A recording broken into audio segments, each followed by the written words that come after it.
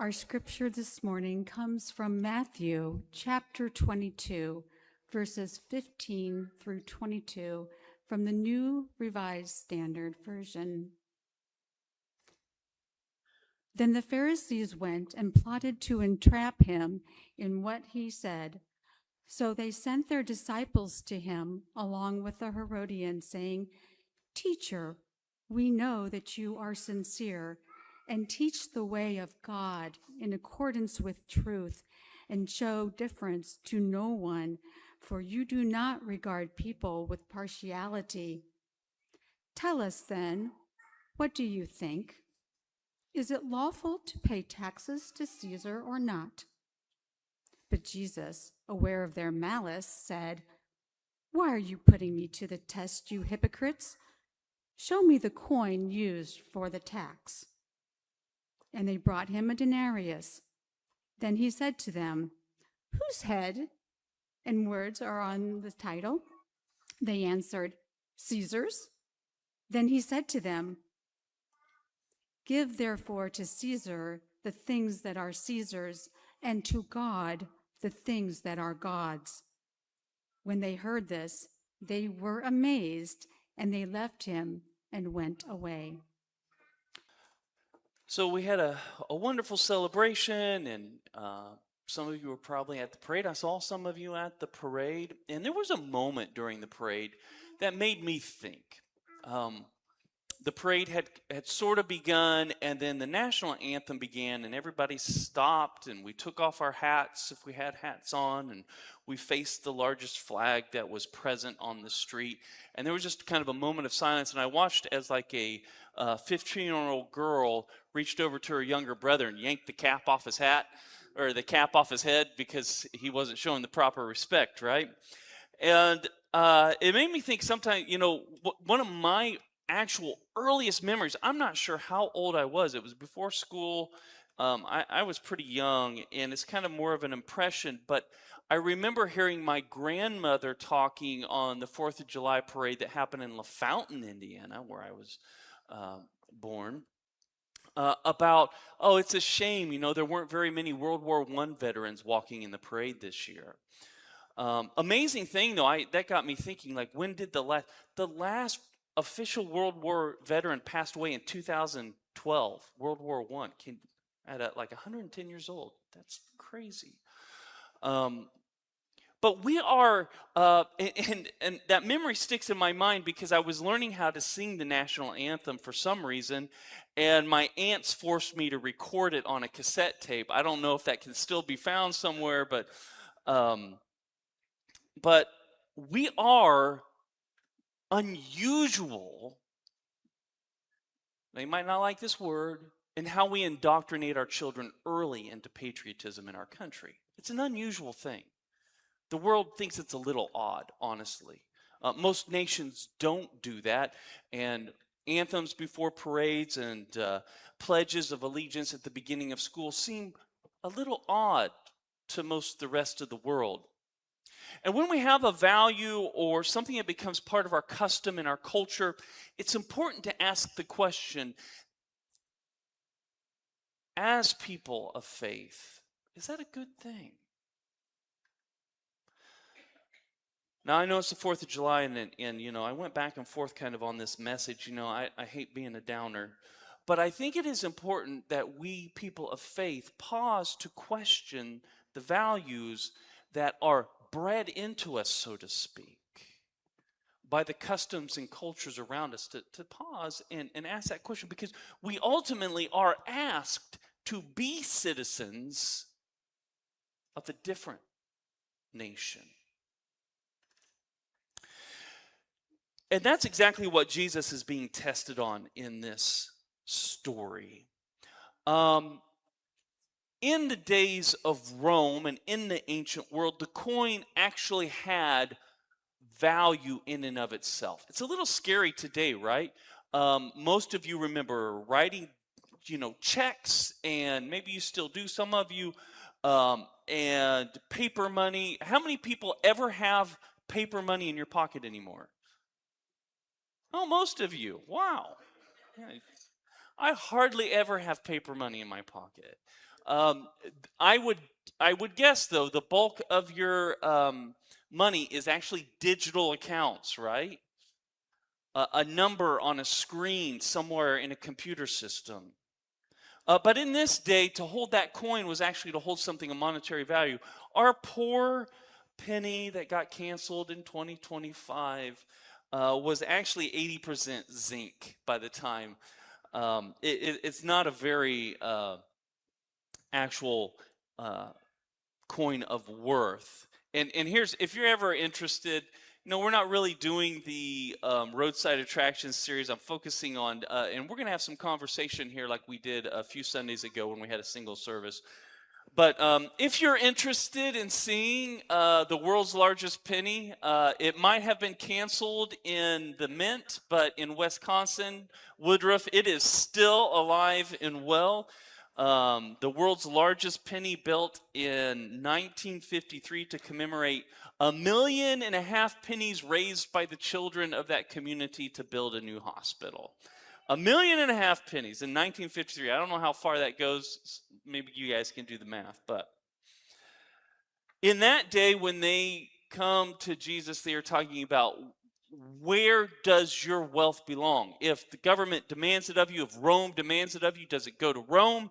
But ultimately, it's God's. And whenever we see two different factions in Scripture, whether it's Sadducees and Pharisees, or students of the law and Herodians, when they get together to talk to Jesus, it's usually not to have a constructive conversation.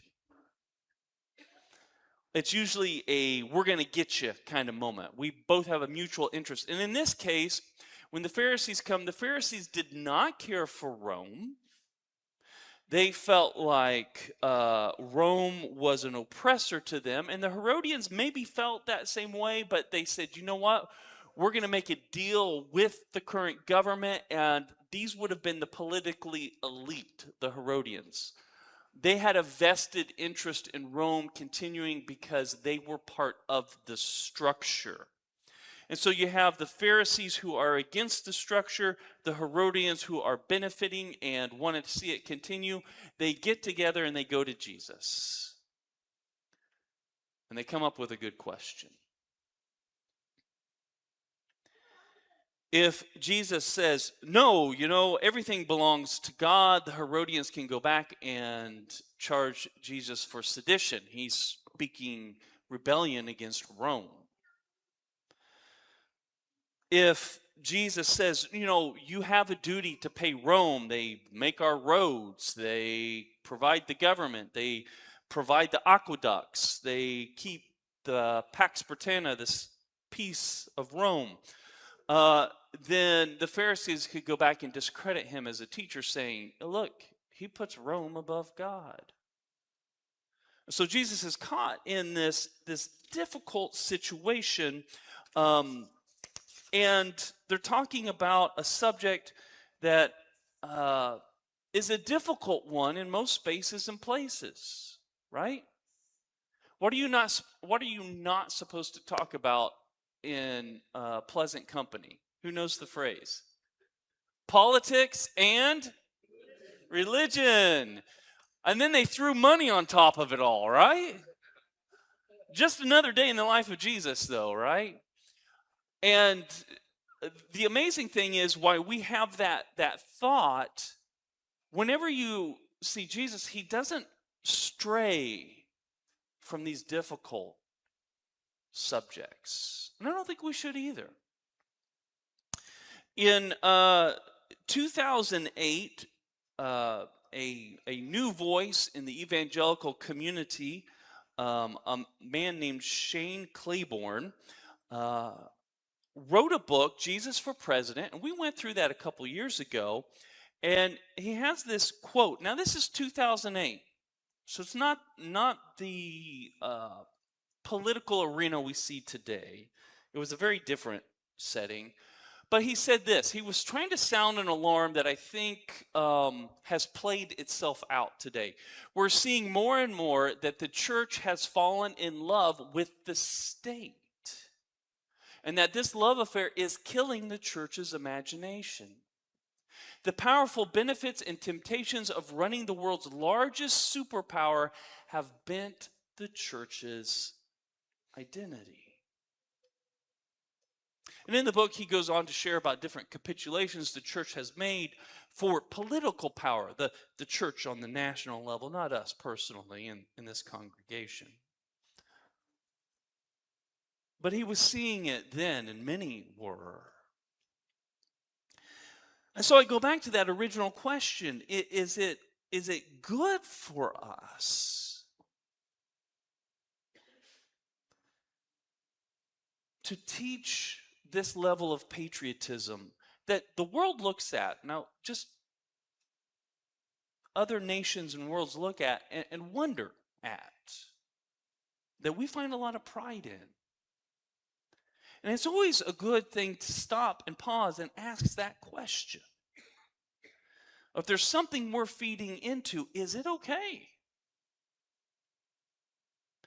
Jesus avoids the trap by saying, give to Caesar what is Caesar's and to God what is God's. He throws it back at them.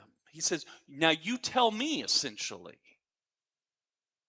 What are you going to do? So I want to give us a moment right now.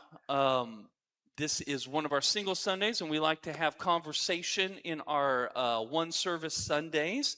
And so I want to ask you guys to have this conversation with your pew neighbors, the folks around you. If you're at the end of a pew and not near somebody, scoot in and have a talk. It's nice if we go across households, so maybe engage somebody that's didn't drive here in the car with you, all right? And don't count your teenager.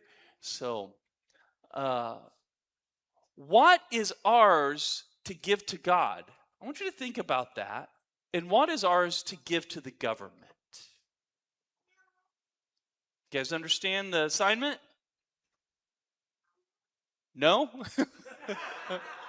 Do we understand the assignment? All right. Have that conversation, please. And if you have a good insight, we want to hear it later.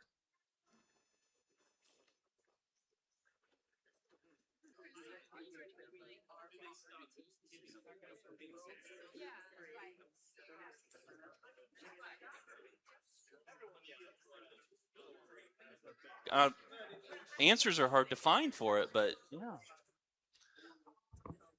All right. I hear a lot of good discussion. I love it. Tim has a microphone. And even if what came out of it is a good question, another good question, we'd love to hear.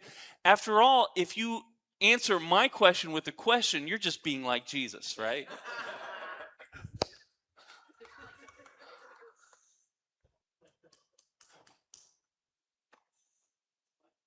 We had some good insights up here. Yeah. Oh, there, we got something. Do you want to share? It comes down to this. My financial resources go to both of these things. The difference is the heart in which it's given. When I pay my taxes, I'm supporting the government. When I give here to the church, I'm supporting the church's mission. The heart in which I give the money to both is the difference in what matters to me. All right. The spirit in which it is done. Obedience or out of love, and yeah, that's a great answer. Yeah. We had some good questions in the front row here that don't really answer the question, but I think are good questions to ask. Yeah. I'll tell you that having served law enforcement for 39 years and emergency service personnel, if it weren't for our taxes, there wouldn't be fire stations. There wouldn't be police to come to you and to help protect you and protect our country. So we need to understand that the good that we do lives after us, fortunately, through our supporting the country. I am detested at people who do all they can not to pay any taxes and still drive on our roads without potholes. So I had to come to that because as a pastor of a church, and almost every church I served, I joined in with the law enforcement and the fire service as a chaplain to support them with the spirit and the love and appreciation for what we need as a country. And there are a lot of things that don't. And I was thinking just this morning, it's a shame that we have politicians who are just in it for money, for support. It's sad. It's heartbreaking. It's not something we just think happens, but we know it happens. We watch it. And my prayer is that we will be ones who will express and have a responsibility to express our love for God and God's righteousness and God's protection and God's love that comes through many, many ways. And one of them is police can be very cruel, but they can also be very helpful. I did that because I believed those services can help to make a very bad thing a little bad, a little less bad, a little less horrible, and more helpful.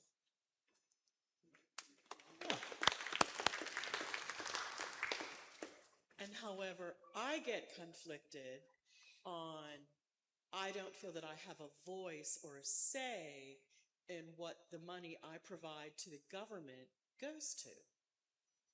I have no say in that whatsoever. I want to pay taxes. I have no problem in paying taxes, but my money does not necessarily go to where I feel it should go. And that's it. And when do our values and the values we see our money being applied to come into that zone that is God's and belongs to Him? And so, it gets complicated really fast. And so there's a great infrastructure. If you've ever been to an undeveloped nation, a nation that isn't as wealthy and privileged as we are, you learn really quick the value of the different codes that we kind of roll our eyes at and get upset at. But when you go to places that you see, a nest of wires coming off a telephone pole and just going through a village and not managed well, and infrastructure that doesn't support the community, you understand why those regulations are there, and you see the benefit of it.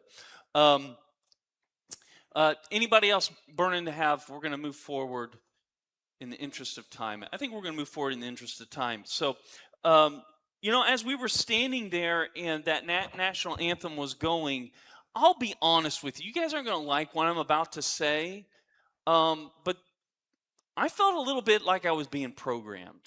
But also, at the same time, I thought about my great-grandfather and my grandfather, who both served as Marines, one in World War I and one in World War II, and I felt a lot of pride. So there's like this conflicting reality that's going on. And I realized that, you know what, this is kind of how it is in just about anything. Because our nation is made up of us, sinners and saints, sometimes housed in the very same person, right? And we have elevated the living quality of the world, but we've also preyed upon the weak as a nation. Let's be honest. We have perpetrated genocide, and we've stopped genocide as a nation. It's a both and. The fear I have, and the reason I bring this forward today, despite the fact that I really don't like being a target, and sometimes talking about patriotism makes you a target, is the fact that I think that we have, as a nation, and it's nested itself for some reason in the church, not this church, I'll be honest, but in a lot of churches, this idea that we can't question our nation. This idea that we are the greatest nation ever. We are obviously the most wealthy and powerful nation in the world, but does that mean we're the greatest? The inability to question and criticize. The inability to pause for a moment and say, Is it okay to program allegiance into our children? I don't have an answer for you. Like Jesus, I'm not putting myself on that same level. I just have that question.